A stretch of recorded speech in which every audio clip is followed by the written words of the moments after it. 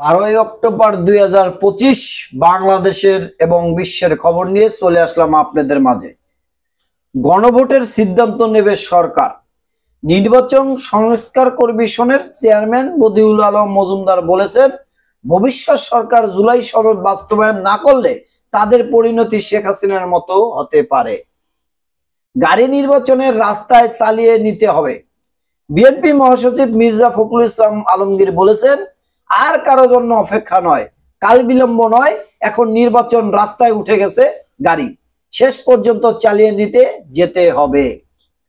একটি দলকে ক্ষমতায় নিতে ষড়যন্ত্র। জামায়াতে ইসলামী সেক্রেটারি জেনারেল অধ্যাপক মিয়া গোলাম পরোয়ার বলেছেন, সচিবালয় আমলা ও উপদেষ্টাদের মধ্যে দুই একজন একটি দলের সঙ্গে গোপন সম্পর্ক রেখে ভবিষ্যতে তাদের ক্ষমতায় নেওয়ার ষড়যন্ত্রে লিপ্ত। আইনের শাসন কাকে বলে দেখাতে চাই নির্বাচনে প্রধান নির্বাচন কমিশন সিএসি। গাজায় একদিনে ফিরল 50,000 বাসিন্দা। ইসরায়েল ও হামাসের মধ্যে যুদ্ধবিরতির দ্বিতীয় দিন হাজারো বাস্তুচ্যুত ফিলিস্তিনি গাজা নগরে ফিরতে শুরু করেছে। হামাস নিয়ন্ত্রিত বেসামরিক প্রতিরক্ষা সংস্থার হিসাব অনুযায়ী গতকাল একদিনে প্রায় 50,000 মানুষ গাজা নগরে ফিরছেন। তারেক রহমান বললেন, কন্যা শিশুর স্বপ্নের পাশে রাষ্ট্র থাকবে। বিএনপির ভারপ্রাপ্ত চেয়ারম্যান তারেক রহমান বলেছেন, বিএনপি এমন এক বাংলাদেশ গড়তে চায় যেখানে প্রতিটি কন্যা শিশু স্বাধীনতা, সুযোগ ও নিরাপত্তা পাবে, ঠিক যেমনটা তার বাবা মা চায়। আসিফ নজরুল বললেন, উপদেষ্টা হিসেবে সেফ এক্সিটের প্রয়োজন নেই। ঐক্যমত ছাড়াই জুলাই সনদ, শেষ মুহূর্তে চেষ্টাও গুরুত্বপূর্ণ। কয়েকটি ইস্যুতে একমত হতে পারেনি দলগুলো। 17 অক্টোবর স্বাক্ষর গ্রহণ। ডক্টর ইউনূসী শেষ ভরসা।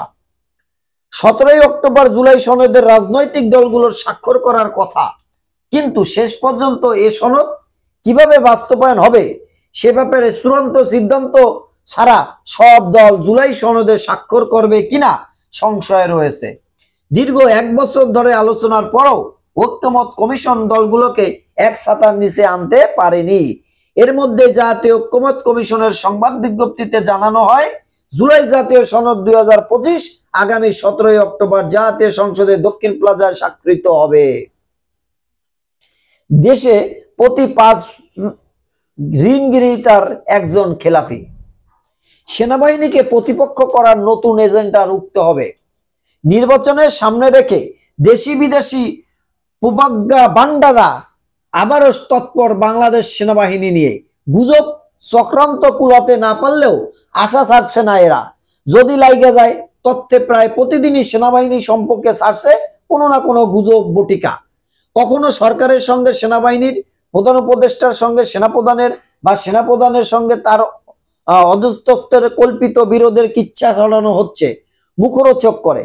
এবারের নির্বাচন একটি মহা ইমানি পরীক্ষা নির্বাচন কমিশনের জন্য। নির্বাচনের মুখ্য দায়িত্ব নির্বাচন কমিশনের হলো, তা কেবল তাদের একার নয়। এখানে প্রার্থী, ভোটার, রাজনৈতিক দল, আইন শৃঙ্খলা রক্ষাকারী বাহিনী সহ অংশীদার তো অনেকে।